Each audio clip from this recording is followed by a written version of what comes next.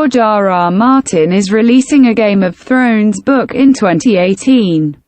But maybe not the one fans have been longing for. The author of the book series A Song of Ice and Fire, upon which the hit HBO fantasy series is based, posted some book news to his blog on Wednesday. No, winter is not coming, not in 2018, at least. You're going to have to keep waiting for the winds of winter, Martin wrote. You will, however, be able to return to Westeros this year, while the planned sixth novel in the series, The Long-Awaited Winds of Winter, still has no publication date. Martin revealed that Fire and Blood, the first volume in his history of the Targaryen Kings of Westeros, will be published November 20th.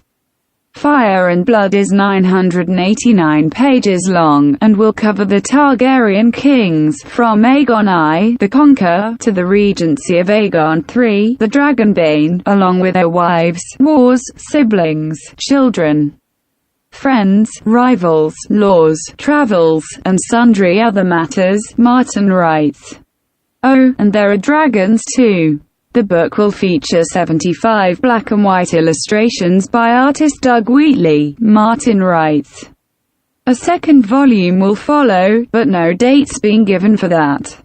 For those who care more about Martin's Game of Thrones novel series and the HBO show, two tidbits came out of this post. First, fans now know not to expect Winds of Winter before 2019 at the earliest, which is hardly a surprise to those used to Martin taking his own sweet time to write these 1,000-page tomes.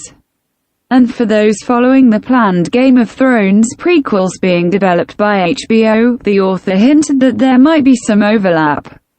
HBO is presently developing a number of different prequels to Game of Thrones, Martin writes.